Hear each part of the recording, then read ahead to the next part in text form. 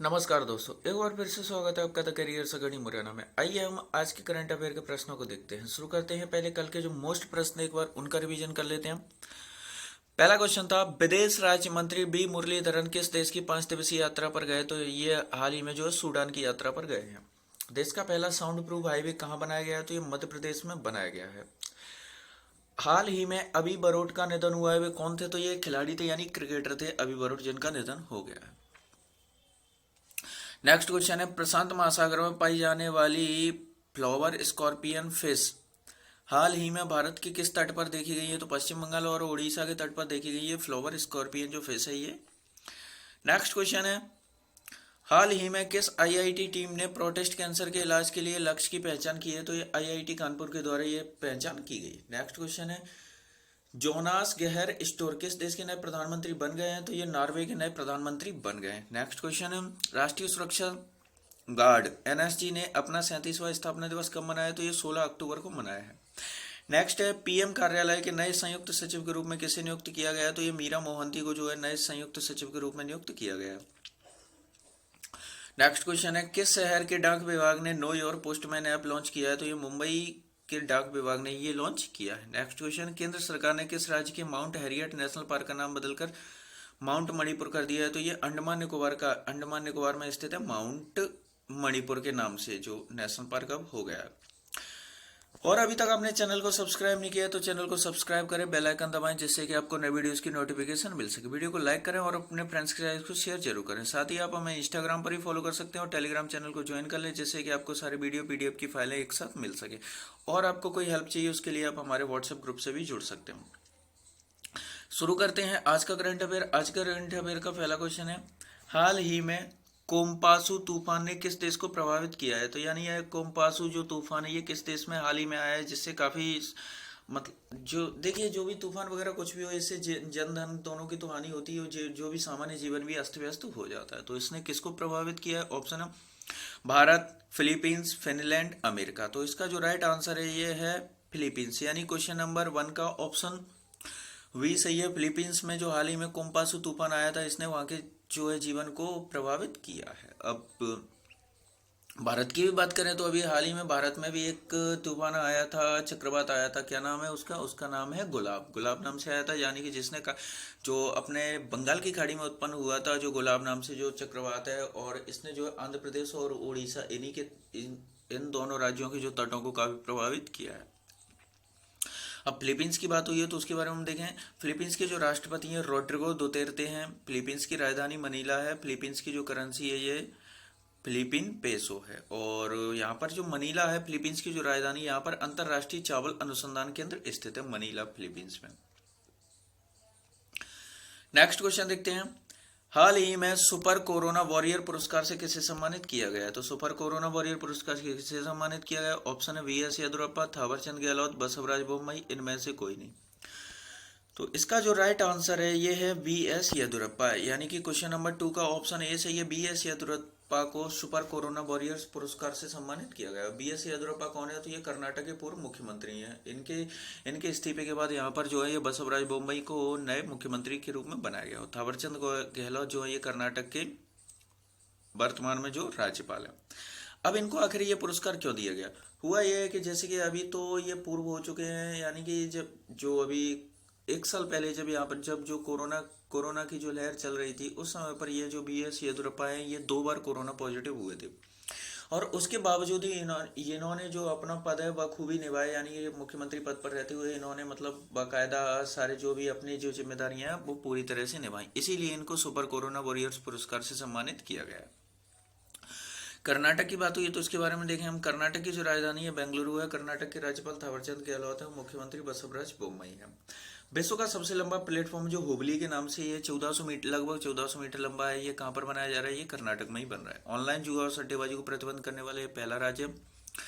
Internet connectivity में सुधार के लिए एक टास्क फोर्स का गठन किया है कर्नाटक सरकार के द्वारा। तो इतने पॉइंट आप इससे रिलेट रख सकते हो।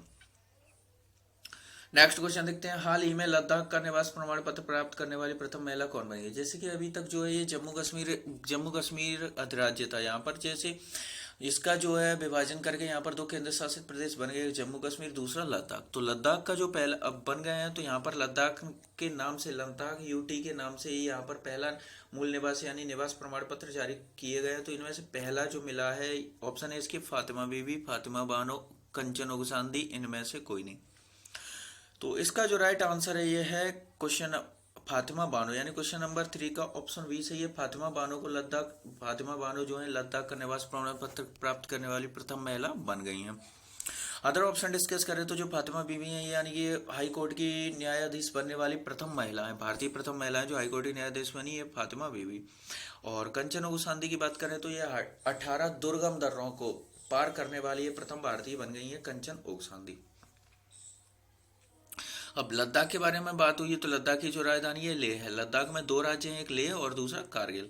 लद्दाख के जो प्रथम एवं वर्तमान उपराज्यपाल हैं ये कृष्ण माथुर हैं। तो जो अभी तक जो पहले बने हुए हैं वही हैं, अभी तक हैं, कृष्ण माथुर उपराज्यपाल है। लद्दाख में विश्व की सबसे ऊंची सड़क का निर्माण किया गया है। लद्दाख का जो राजकीय पशु है ये हिम तेंदुआ और राजकीय पक्षी काली गर्दन वाला सारस हाल ही में यहाँ पर नियुक्त, इनको हाल ही में जो है राजकीय बनाया गया है, हिम तेंदुआ और काली गर्दन वाला सारस। नेक्स्ट क्वेश्चन देखते हैं।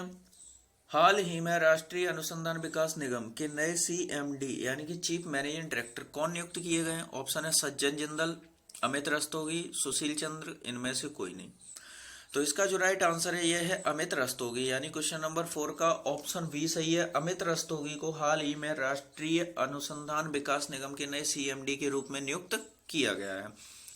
अदर ऑप्शन अगर हम डिस्कस करें तो जैसे कि जो सज्जन जिंदल हैं इनको हाल ही में विश्व इस्पात एसोसिएशन, यानी कि सज्जन जिंदल भारतीय हैं और भारतीय हैं और इनको हाल ही में विश्व इस्पात एसोसिएशन यानी वर्ल्ड स्टील एसोसिएशन के अध्यक्ष के रूप में नियुक्त किए गए, यानी कि और ये इस पद पर नियुक्त होने वाले प्रथम भारतीय भी बन गए हैं। तो सज्जन जिंदल और अमित रस्तोगी तो देख ही चुके हैं हम। तीसरा ऑप्शन है सुशील चंद्र। तो सुशील चंद्र जो हैं ये वर्तमान में भारत के चीफ इलेक्शन कमिश्नर है, यानी कि मुख्य चुनाव आयुक्त हैं।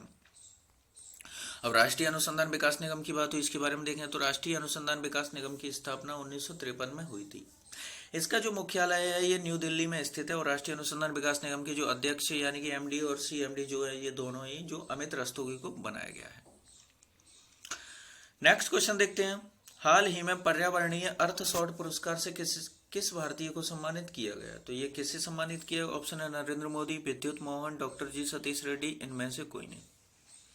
तो इसका जो राइट आंसर है ये है इसका राइट आंसर ये है विद्युत मोहन, यानी क्वेश्चन नंबर 5 का ऑप्शन वी सही है। विद्युत मोहन को हाल ही में पर्यावरणीय अर्थ शॉर्ट पुरस्कार से सम्मानित किया गया। अब आखिर इन्हें ये पुरस्कार क्यों मिला इसके बारे में इसे देखते हैं। विद्युत मोहन को कृषि अपशिष्ट पदार्थों के पुनर्चक्रण परियोजना ताकाचार, इन्होंने एक परियोजना शुरू की थी ताकाचार, और इसमें क्या किया था जो कृषि अपशिष्ट पदार्थ होते हैं इनका जो पुनर्चक्रण करने के लिए ये परियोजना शुरू की गई थी ताकाचार। और इनको इसी परियोजना जो ताकाचार इनकी जो परियोजना है इसी परियोजना के लिए इनको पर्यावरणीय अर्थशास्त्र पुरस्कार दिया गया। अभी हाल ही में इस पुरस्कार का जो पुरस्कार समारोह का जो आयोजन है ये 17 अक्टूबर 2021 को लंदन में किया गया था, जिसमें ये विद्युत मोहन जो भारतीय हैं इनको ये पुरस्कार दिया गया। नेक्स्ट क्वेश्चन देखते हैं। हाल ही में जारी 2021 ग्लोबल टीवी रिपोर्ट के अनुसार टीवी उन्मूलन में सबसे ज्यादा प्रभावशाली कौन सा देश रहा है? तो सबसे ज्यादा प्रभावशाली देश कौन सा रहा है? ऑप्शन है अमेरिका, चीन, भारत, जापान। तो इसका जो राइट आंसर ये है अपना देश भारत ही रहा है, यानी क्वेश्चन नंबर 6 का ऑप्शन सी सही है। भारत जो है टीवी उन्मूलन में सबसे ज्यादा प्रभावशाली रहा है। अब यहाँ पर यह टीवी उन्मूलन से मतलब है जो टीवी के जो सबसे ज्यादा जो मरीज हैं उनको जो रिकवर करना है, यानी कि सबसे ज्यादा टीबी के जो मरीज हुए हैं तो उसकी जो परसेंटेज है वो इंडिया में सबसे ज्यादा रही है। यानी कि भारत सरकार ने जो है टीबी जो 2025 तक भारत को टीबी मुक्त बनाने का जो लक्ष्य रखा है, यानी उसकी ओर अग्रसर हम हो रहे हैं। यानी विश्व में सबसे ज्यादा जो टीबी के मरीज रिकवर हुए हैं वो इंडिया में अपने देश में ही हुए हैं। टीबी के अन्य नाम है, यानी कि टीबी कई नामों से आ जाता है, जैसे कि यक्ष्मा, तपेदिक, क्षय रोग, ट्यूबरकुलोसिस। तो ये इसके इतने नाम है, इनमें से किसी भी नाम से ये आ जाता है। टीबी जो है ये किससे होता है? माइकोबैक्टीरियम ट्यूबरक्लोसिस नामक बैक्टीरिया से ये टीबी होती है। ये फेफड़ों को प्रभावित करती है। प्रतिवर्ष 24 मार्च को विश्व क्षय रोग दिवस के रूप में मनाया जाता है। क्षय रोग दिवस के रूप में यानी कि इस दिवस को मनाने का उद्देश्य है इसके प्रति जो टीबी के प्रति लोगों को जागरूक करना। सेंट्रल हेल्थ मिनिस्ट्री के द्वारा 2025 तक भारत को टीबी मुक्त करने का जो है लक्ष्य रखा गया। तो ये इतने सारे पॉइंट आप इससे रिलेट रख सकते हैं। नेक्स्ट क्वेश्चन है, हाल ही में किस राज्य ने चाय और कॉफी बोर्ड गठित करने का निर्णय लिया है? ऑप्शन है कर्नाटक, छत्तीसगढ़, ओडिशा, उत्तर प्रदेश। तो इसका जो राइट आंसर है ये है छत्तीसगढ़। यानी कि क्वेश्चन नंबर 7 का ऑप्शन बी सही है। छत्तीसगढ़ राज्य ने हाल ही में चाय और कॉफी बोर्ड गठित करने का निर्णय लिया है। जिस प्रकार से जैसे कि जो असम में असम चाय बोर्ड होता है उसी प्रकार से छत्तीसगढ़। अब ये निर्णय क्यों लिया है कि जो यहाँ पे छत्तीसगढ़ में जो चाय और कॉफी की यानी कि यहाँ पर इनकी खेती को बढ़ावा देने के लिए चाय और कॉफी बोर्ड जो है गठित करने का निर्णय छत्तीसगढ़ सरकार के द्वारा लिया गया। छत्तीसगढ़ की बात हुई है तो इसके बारे में हम देख लेते हैं। छत्तीसगढ़ की जो राज्यपाल है ये अनुसुईया उइके हैं। छत्तीसगढ़ के जो मुख्यमंत्री है भूपेश बघेल हैं। बाजरा मिशन की शुरुआत छत्तीसगढ़ ने की है। छत्तीसगढ़ को धान का कटोरा भी कहते हैं। बाहर पढ़ने वाले जो छात्र हैं जो राज्य से बाहर पढ़ते हैं इनके लिए अधिवास प्रमाण पत्र जारी करने वाला भी ये राज्य बन गया है। और हाल ही में जो गुरु घासीदास नेशनल पार्क है इसको जो छत्तीसगढ़ का इसको देश का 53वां टाइगर रिजर्व भी घोषित किया गया है। तो इतने पॉइंट आप इससे रिलेट रख सकते हैं।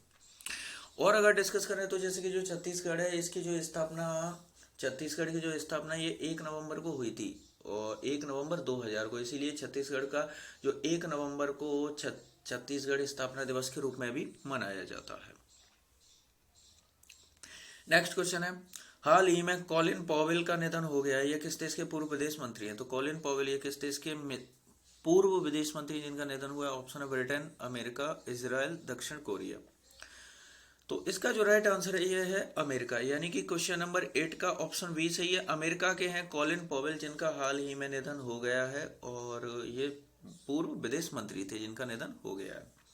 अब अमेरिका के बारे में बात हो रही है तो अमेरिका के बारे में देखते हैं हम। अमेरिका के जो वर्तमान राष्ट्रपति हैं ये जो बाइडेन है। उपराष्ट्रपति कमला हैरिस हैं जो भारतीय मूल की है और अमेरिका की प्रथम महिला उपराष्ट्रपति भी है और प्रथम महिला अश्वेत महिला उपराष्ट्रपति भी है। यानी कि ये दोनों ही पॉइंट आप इससे रिलेट रख सकते हैं।